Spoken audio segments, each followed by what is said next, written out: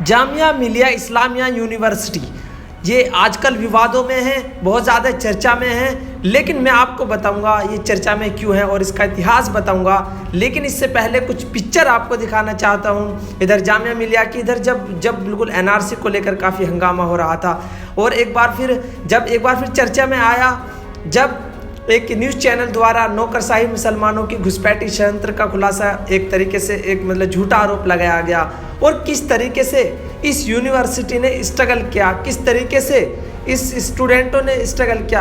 आप देख सकते हैं ये लाइब्रेरी, एक तरफ ऐसी लाइब्रेरी, दूसरी तरफ देख सकते हैं पुलिस ने कैसा कहर बरपाया और फिर जामिया कैसे बना नंबर 1।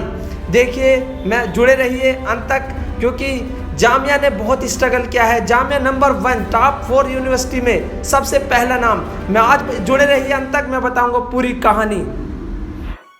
उर्दू में जामिया का मतलब होता है यूनिवर्सिटी और मिलिया का मतलब होता है नेशनल।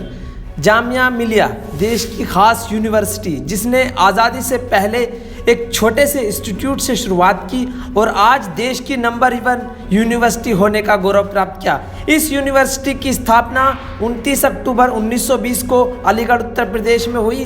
22 नवंबर 1920 को हकीम अजमल खान जामिया के पहले चांसलर बने। बाद में 1925 को जामिया को दिल्ली में शिफ्ट कर दिया गया। जाने माने फ्रीडम फाइटर मौलाना महमूद हसन ने जामिया मिलिया की आधारशिला रखी।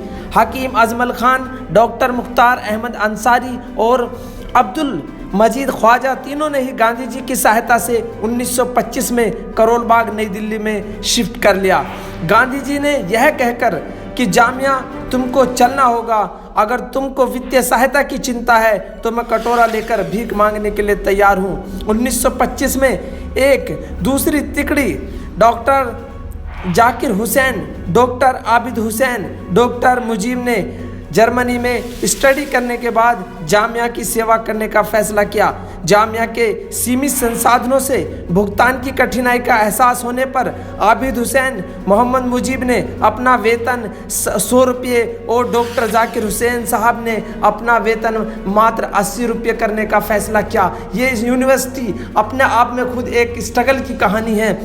1928 में हकीम अजमल खान का जो देहांत हो गया, जो सारी फाइनेंशियल ज़रूरतों का इंतज़ाम करते थे, जामिया पर वित्तीय संकट एक बार फिर गहरा गया। जामिया में एक बार फिर काले बादल नज़र आने लगे। जामिया के लगातार वित्तीय संकट के समाधान करने के लिए डॉक्टर जाकिर साहब ने अपना वेतन अगले 20 सालों के लिए मात्र 150 रुपये वेतन पर काम करने का फैसला किया। 1 मार्च 1935 को साउथ दिल्ली बाहरी इलाके के गांव ओखला में, यानी कि जहां आज स्थित है, एक विद्यालय की आधारशिला रखी।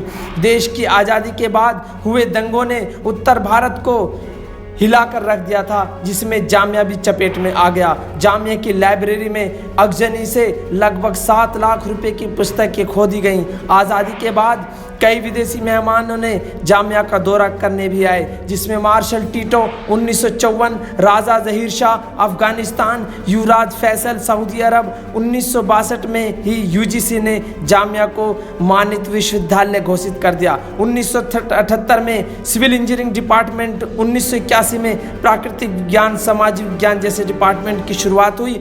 1983 में जनसंचार अनुसंधान केंद्र, 1985 में इंजीनियरिंग, 1987-88 में एकेडमिक स्टाफ कॉलेज और तीसरी दुनिया अध्ययन अकेडमी की शुरुआत हुई। दिसंबर 1988 में ही संसद के एक विशेष अधिनियम के द्वारा जामिया मिलिया इस्लामिया भारत की एक सेंट्रल यूनिवर्सिटी बनी और उसको एक जामिया सेंट्रल यूनिवर्सिटी का दर्जा मिला। इस वक्त जामिया में 9 डिपार्टमेंट के अलावा अंतर्राष्ट्रीय अध्ययन एकेडमी, जामिया सूचना प्रौद्योगिकी IT सेल में एक प्रमुख स्थान मिला हुआ है। जामिया मिलिया इस्लामिया का मोटो है अल्लमल इंसाना मालम यालम, यानी उसने सिखाया आदमी को जो वह नहीं जानता था। यहाँ एक बहुत प्रसिद्ध खेल मैदान भी है जिसे भोपाल ग्राउंड के नाम से जाना जाता है। इसी ग्राउंड का जाना माना नाम मुरंदर सहवाग है। यहीं पर शाहरुख खान और बरखा दत्त, किरण राव, अंजना ओम कश्यप, कमाल अख्तर जैसी शख्सियतों ने यूनिवर्सिटी में अध्ययन किया और यहीं से पास आउट हुए। आज यहाँ पर 63% मुस्लिम और 34% हिंदू बच्चे अध्ययन कर रहे हैं। जामिया अपने आप में खुद एक स्ट्रगल है, खुद अपने आप में एक कहानी बयां कर रही है। ऐसे ही सफ़र तय हुआ था इसका देश की नंबर यूनिवर्सिटी बनने में, क्योंकि मुश्किलों से भाग जाना आसान होता है, हर पहलू ज़िंदगी का इम्तहान होता है। डरने वालों को मिलता वहीं उस ज़िंदगी में लड़ने वालों के कदमों में जहान होता है। ना पूछो कि मेरी मंजिल कहाँ है, अभी तो सफ़र का इरादा क्या है। ना हारूंगा हौसला उम्र भर, ये मैंने किसी से नहीं अपने आप खुद से वादा किया है। यही संघर्ष, क्योंकि संघर्ष जितना बड़ा होगा सफलता भी उतनी बड़ी होगी। यही कारण है कि आज जामिया की RCA के 30 छात्रों ने UPSC की सफलता पाई।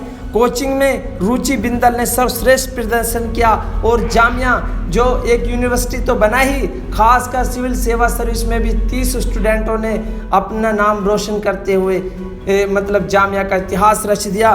मैं एक नए टॉपिक के साथ फिर हाजिर होऊंगा, तब तक के लिए धन्यवाद। जय हिंद, जय भारत।